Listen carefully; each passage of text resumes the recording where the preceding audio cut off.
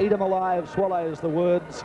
And on the far side of the ground, the 2 blue banner says Ferring's Flying Hawks. The Hawks, or the Borough, is Eaglehawk, and the Mighty Swallows, the maroon and gold, are the Northern United side. Captain coached by big Tony Southcombe, who had a short career with Carlton and has been a big name in country football, especially with Bort up in the North Central League and Golden Square in the Bendigo League.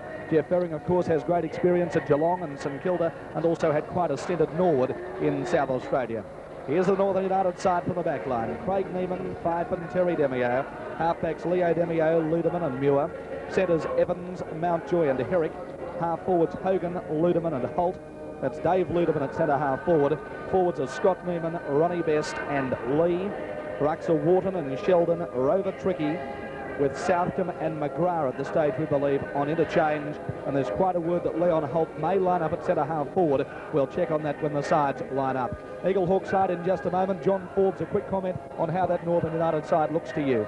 It looks very good, Shane. This is the side that's absolutely dominated Bendigo football for almost 2 years. It failed in the preliminary final last year. They went out and recruited from that night, and they got the players that they required, the fast-running players. They brought experienced players into their lineup, the likes of Gary Evans from Eaglehawk, former Eaglehawk player. They brought in Mick Hogan, returned also, and Leon Holt, a very good recruit, a former Richmond under-19s player from Wedderburn.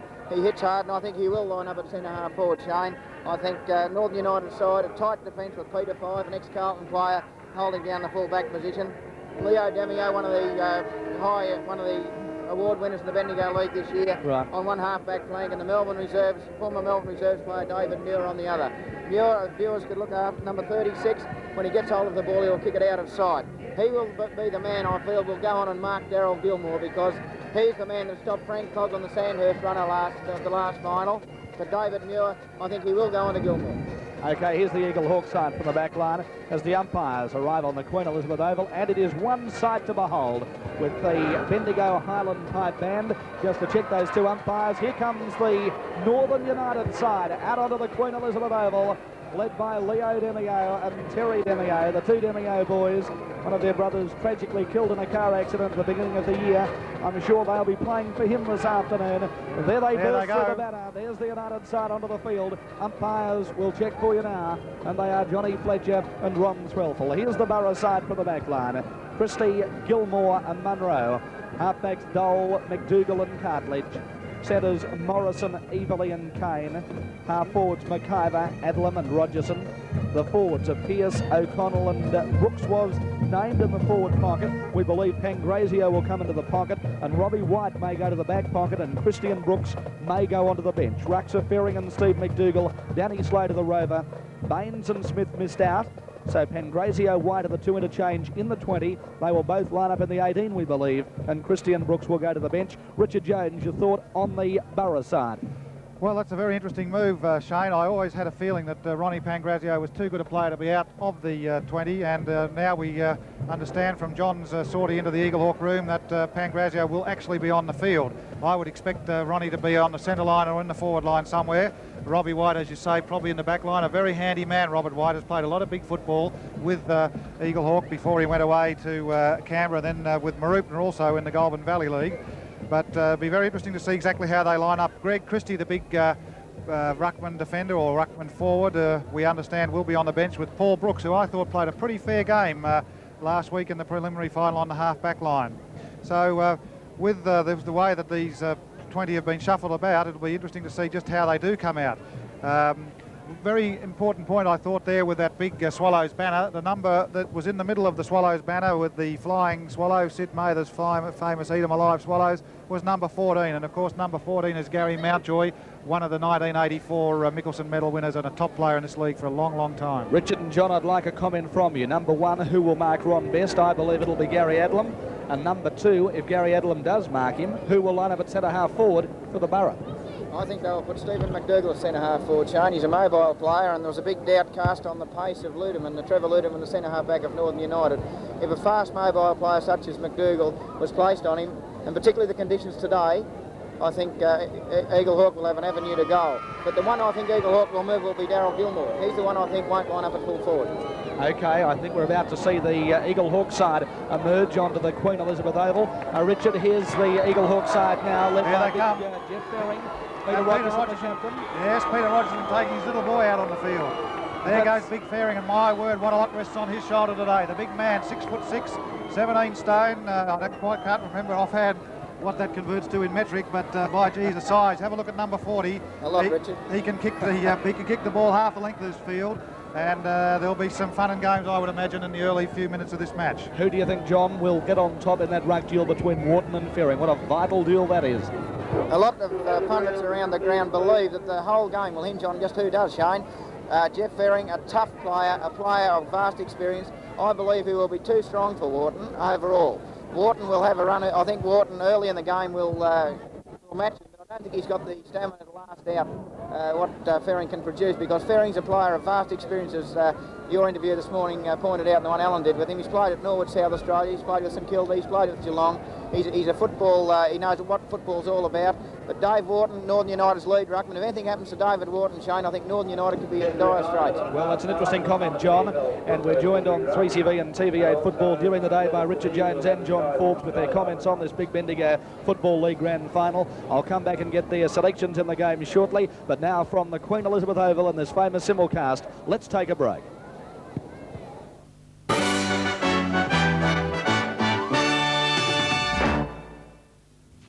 With the umpires and Bill Bonney, Greg Hilson, Basil Ashman, Bernie Harrington and Gary Needham, the Bendigo board, backed by Trevor Lee, the ground manager. Either team standing either side of the famous Comet side, the major sponsor of the Bendigo Football League.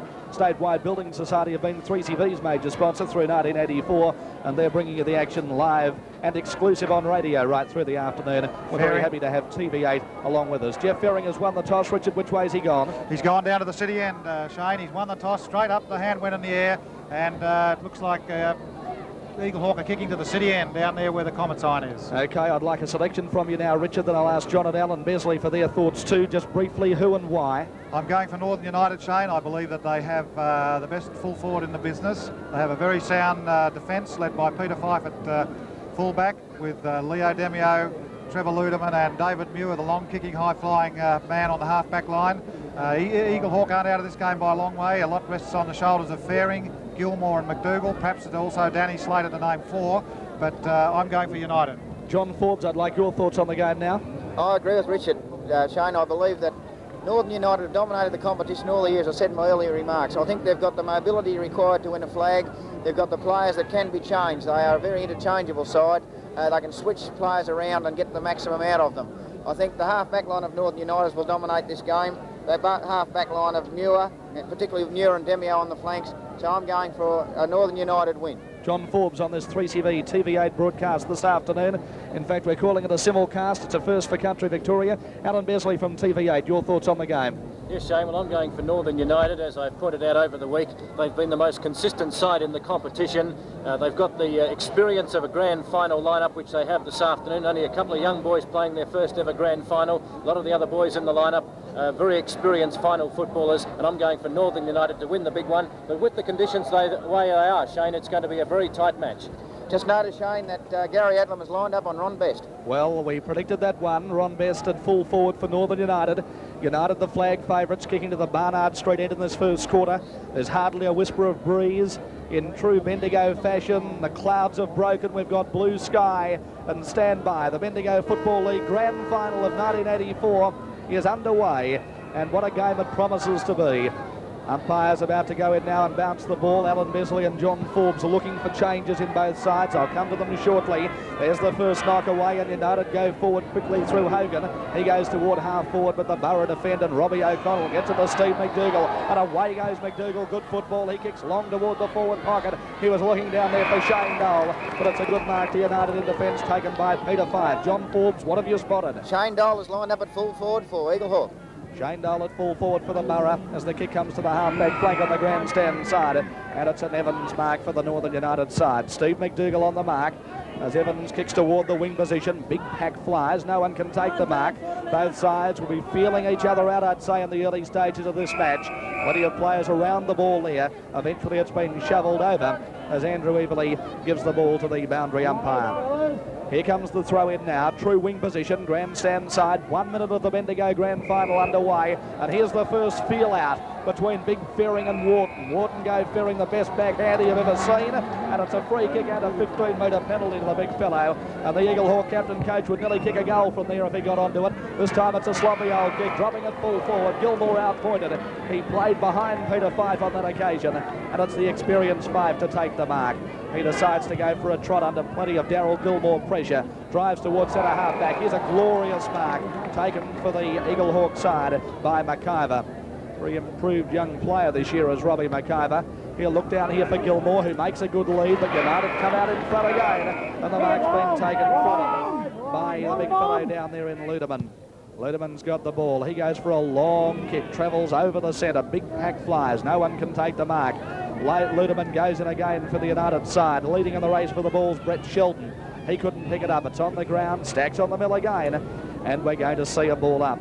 And a little bit of a to-do out here, and Jeff Fearing's given Leon Holt a nice one, and Evans is after Fearing, and Evans has knocked Fearing down. Rogerson goes in, and it's on for young and old. And Richard, I think we felt this would happen. Indeed we did. Gary Evans came running in 25 metres to deck Fearing. Fearing's looking for a bit more action, but Johnny Fletcher's in the middle of them, sorting them out. We thought this would be on, but we didn't think it would be Evans that put Fearing down. Well, Evans knocked Fearing to the floor, and what have we seen? We've seen a Fearing free kick for the Borough. John, I'll get your comments on it in just a moment. It's reminiscent of 1983, and here's a nasty one. It could have been a United free kick going the way of Fife. Instead, it's an Eaglehawk player who's going to come out with the ball, and it could be Darby Munro down there in the forward line position for the Borough. He takes the ball now. Munro goes for home at the city end, and there's the first of the day. Johnny Forbes, 1 year ago today, we saw a nice big Barney at the start of the 83 grand final. I think today's was a better one. I think it was, Shane, but it came from the most unexpected quarters because it was believed that Fearing would be the one that handing out. I think Richard used the term, he was the hittee, not the hitter. Right, Gary Evans did come running in, quite a good and a good spring on him too, Shane. He got up fairly high. He had to leap high to get him, Richard. He did indeed. But it was right in front of the umpires, and the umpires right onto it, and a big kick by Fearing put him into attack, and that was a resultant goal. There's the bounce. Wharton gets it down in the direction here now of Scott Neiman, who kicks toward half forward. Out comes Ron Best to get his first touch of the day. He picks up and drives toward full forward, but this time it's a Borough mark in defence, and the experienced Robbie White takes it down there in the defensive lines for Eaglehawk. They're wearing the two blue panels. Northern United maroon with a gold B, playing in their first ever Major League Grand Final. As Tricky marks after that kick and drives to full forward. And we've got a mark here for Northern United taken by Lee. He's in the forward pocket. He's kicking to the Barnard Street end. He's about 35 metres out, and he's on a 45-degree angle. Let's take a look at Rod Lee now. Shouldn't be too difficult to kick. Eaglehawk have got the first goal of the day. Northern United yet to score. Here's the flag favourites' first shot. It's going to hold up in the breeze. Drops in the goal square. Punched off hands, 1 point only. And John Forbes, I thought, a disappointing kick for the distance he was at. Certainly was, Shane. I thought Rod Lee would put a bit more effort behind that, but he's a former Calival player in his first season in Bendigo League football. Here comes the kick out now. Gary Adlam playing on Ron Best as we expected. Long kick too. Uses the breeze. But there's the dual Mickelson medal winner in Gary Mountjoy taking the mark just forward of centre for Northern United, and he's going to drive the Swallows back into attack again. There's the drop punt, looking for Best. Out come the Eaglehawk defenders, and they've got the mark this time out in front of Ron Best. A good steady mark taken on that occasion for them as they drive the ball through Pearce up toward the centre of the ground. In goes Hogan for United. He fires the hand pass across field, looking in the direction of Trevor Ludeman. Umpire said it might have been a throw that time, and it's going to be the captain of the Borough, Rogerson, who carried his young son out into the field with him here this afternoon to take that free kick. He drives toward half forward, and it's Pangrazio chipping in to take the good mark, and he's away quickly, and a right foot drop punt toward full forward. Gilmore's up. So too for United was Leo Demio, and Leo Demio is going to take the mark for the Swallows side, and he's away quickly as Leo. Been a good fast-moving opening. He looks wide. Oh, Pangrazio got up high and came down very heavily indeed. Race for the ball on the half-forward flank now on the outer side. United leading the race out there through Craig Neiman. He eventually tries to bring it away. Couldn't do so under plenty of pressure, and it's over the boundary line for a throw in a half-forward flank outer side. 1 knockout each to Fearing and Wharton. 3 free kicks to the Borough. None to United as yet. And that tap down goes in the direction now of Brett Sheldon, half-back flank. He hand passes inboard to Tricky, and Tricky goes long with a torpedo toward the outer wing position.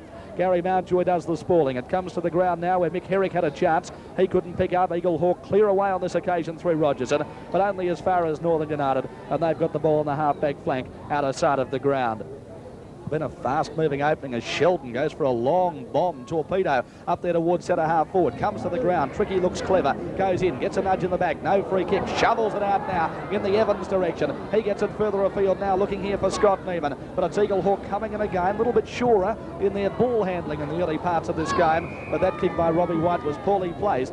And it's an Eaglehawk loss of possession here as United bring it from the wing and toward the centre, and the mark's been taken by Gary Evans. Just forward of the centre, Ron Best leads. The pass is a poor one. Best got a nudge. Johnny Fletcher says no. Free kick to Robbie O'Connell. In fact, he got the mark anyway and decides to drive toward the half-back flank. And here's a great mark by Evans over Everly. He's the player who could list Northern United as he drives long toward full forward. Bounces past all players. Goal!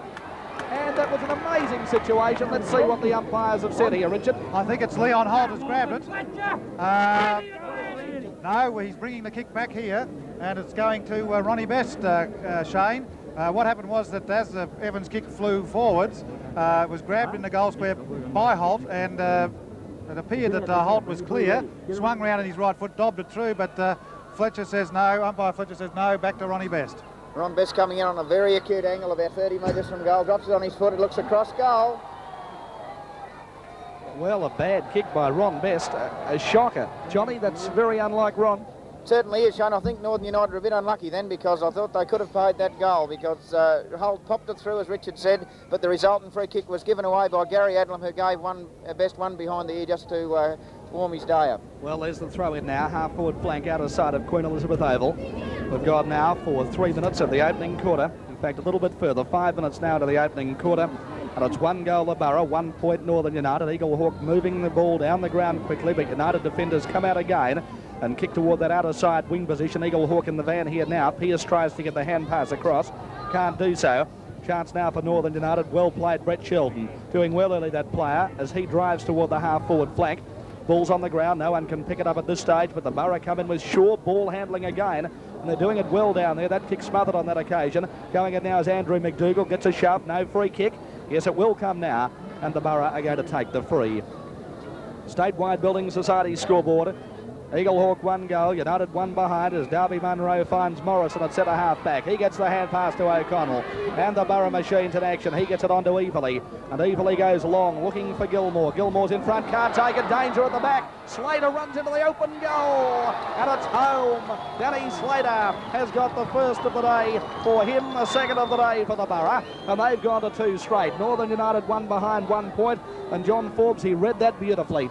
Danny Slater's a great reader of the play, Shane. He's a very dangerous player. Today is tailor-made for Danny Slater to cut loose, and that's an example of what he can produce. We're going to see a few of them before the day's out, but he's a man Northern United must mark very quickly. Eaglehawks half-back line right on top, Richard, and they're cutting out any supply to Best at the moment. My word, indeed they are, Shane. Ninger O'Connell, of course, this is what Tony didn't want it to happen. Tony Southcombe, he would have preferred to have had O'Connell at fullback on Best, but there's O'Connell who started that move off to Everly and down to Slater. Well, here's the big ruck duel again. Ferring versus Wharton. Wharton wins this one. On it goes to Sheldon. Sheldon across field now, and United go forward through Herrick. He drives further afield toward Ludeman. Best waiting at the back. Comes in and executes a nice tackle on Robbie White, but he gets it away to O'Connell. O'Connell goes to Andrew McDougall, who runs the ball onto Everly, and the Borough are doing it well early as Everly goes toward the half-forward line now. It's an open forward line down there, but the players from behind as McDougall comes in, so does Pangrazio. Oh, Leo Demio has given away the most glorious throw you've ever seen. Would have put a basketballer proud as McDougall takes the free kick and finds Slater. And Slater looks dangerous early down there in the forward pocket position, City End grandstand side. And let's paint the picture of the QEO. He's 45 metres from goal on about a 60-degree angle. Danny Slater knows where those goals are. Good kick, going to drop down there on the goal line area, across hands, and 1 point only. Alan Bessel, your thoughts on the opening of this terrific grand final? Well, Shane, it's been a very bright opening. Everyone said during the week that Northern United would really take the game right away from Eaglehawk, but it's certainly turning out the reverse in the first 5 minutes. Statewide Building Society score check. The Borough 2-1-13. Northern United 1 point. We've gone 10 minutes of the opening quarter, and the mark's been taken after the kick out by Ludeman. He goes toward the centre of the ground. Mountjoy beaten this time by Andrew McDougall, who drives toward half forward. Shane Dole had the show, couldn't pick it up. It's on the outer half forward flank. Oh, a nasty one there. Hornets on again, thank you, as that United player went down in a screaming heap, but they're not as keen this time, Richard, to get involved. No, they are not. Seems to be Shane Dole won't mind a little bit of action early in the piece, or at any stage of the game for that matter, but Eaglehawk have come out of it with a free. Shane McDougall. There's the kick looking down here for Slater again. He's got it. And he is running his opponent Demio down there, a merry dance. He might give it away if he's not careful, but Slater has got the mark. Forward pocket on the outer side at the city end this time. He's about 45 metres from goal once again. He's on about that same 60-degree angle. Umpire said you played on, Danny Slater. He goes for home down there at the city end, but it's a poor kick offline and 1 point only. Statewide Building Society scoreboard, 2-2 to 1 point, and Johnny Slater is one man who's going to have to be marked. Terry Demio certainly won't be the man to do it, Shane. He's leading him a merry dance. I think he's got about 3 kicks in the last 5 minutes, and he's been very unlucky not to score 3 goals instead of just the one that he has got. Here comes the kick out now by Fife. He elects to go to the outer side. Good mark taken out there. And it's Rod Lee, the ex-Calival player, who's got the ball half-back flank outer side of QEO. He elects on the short pass, and he's found his teammate there in Demio. Might be David Muir over there. I'll just check on that for you. I think it's Demio. Goes toward the outer wing position. Rogerson playing in front. Taps the ball to the ground. Stacks on the mill developed. No one can pick it up over there. Outer side wing position. Herrick's in there for the United side. Umpire eventually says, give it to me, and I'm going to ball up. Well, it's been a good opening to the Bendigo Football League Grand Final. Plenty of excitement, nice big blue, couple of good marks, couple of lovely goals, and United have taken the early ascendancy as Mountjoy roves the ball and goes toward the half-forward flank. It's tapped down to where Tricky gets one too high, and Darren Tricky must surely take the free kick. He might give it away. He's pushed his Borough opponent over, but he's eventually got possession of the ball. Too far out to score, about 75, 80 metres from goal. Looks for Ron Best, 2-out duel, Best versus Adlam. Adlam punches to the ground. Best hasn't been sighted early. Hack develops again, and we're going to see a ball up at the true full forward position. Darren Tricky doing well early, Richard. Very well. I was just thinking that as you were commenting on that. I think Darren Tricky's been United's best player. He's been in everything, Shane. 2-2 to 1 point. Tap down Shark Will by Steve McDougall. He goes wide, all United. Mountjoy playing a kick behind the play and doing it well. Decides to go inboard. Robert O'Connell punches away. Evilly gathers the crumbs, but Evans is there quickly too. And it's a good duel developing here now as the ball's hand passed out to nobody. Shark by Brett Shelton. He puts it high. Up goes the pack. Eaglehawk drop what they should have taken through Steve McDougall. It comes to the ground. McDougall still in there. He's been a good player early. Angry pack develops again. And umpire Threlful this time says, give it to me. And I'm going to ball up about 30 metres out from the United goal. Here's the bounce down now. Up they go. Adlam decides to take it against Ludeman. Comes to the ground. No one can pick up. And it could be another ball up here. Johnny Forbes quickly. Darryl Gilmore back at full forward for Eaglehawk. Good move, John. I think it is, Shane. I think the opening burst upset the Northern United defences, and they've got their 2 goals on the board to Northern United, 1 point. There's the bounce. Up they go. Beautiful tap down to Tricky here. He's dispossessed, gets it to Mountjoy. Mountjoy snap for goal, rolls toward the boundary line, and it's gone over for a throw-in at the Barnard Street end of the Queen Elizabeth Oval. This is a magnificent crowd. 3 kicks, 8 to Eaglehawk, 2 to Northern United. So that's a good start for the Borough. And the tap-out situation, 4 to Jeff Ferring and 5 to Dave Wharton. Brendan Cormack, wait for age from 3CV, heading to Perth soon to take up a great race-calling career, is our statistician here this afternoon as the ball comes to the ground after the throw-in, and we're going to see it shoveled toward the boundary line again. Well, Jonesy, what do you think about the game that's developing in this first half of the first quarter? Very entertaining, Shane. Been a great, as you said, had everything. Couple of nice little blues, a couple of good goals, a couple of good marks, and the old Gary Evans springing 6 feet off the ground to deliver a nice one. I don't think anyone will ever forget that at the QEO for a long time as it's shovelled toward the boundary line again. Umpire says the Eaglehawk player put up his elbow, didn't quite agree. Free kick goes here to Scott Neiman. He puts it high, Best goes up. He's outgunned again, comes to Mountjoy. He couldn't get the run of the ball on that occasion. Might be penalised for holding it too long. Eventually Best picks up. He can't do too much. Goes to Scott Neiman, who's under pressure, and he kicks it through for 1 point. And Alan Besley, it's very noticeable that every time United go forward, they're under plenty of pressure. That's the thing that's really stopping them at the moment, because I don't think the younger players are handling the pressure in this great grand final at the QEO.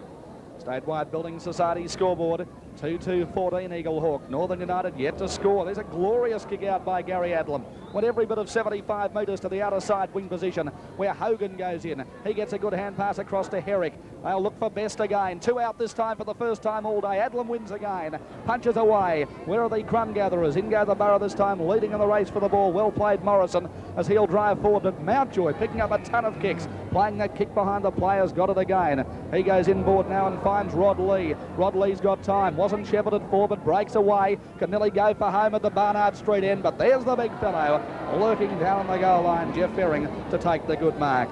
Well, it's been a good duel early between Ferring and Wharton. And there's a beautiful kick from Ferring toward that outer side half-back flank. Ball's punched away there by McIver. Comes to the ground. No one can pick it up. Mountjoy's in there for United. Umpire spotted a free kick on this occasion. And we're going to go the way of the Borough this time.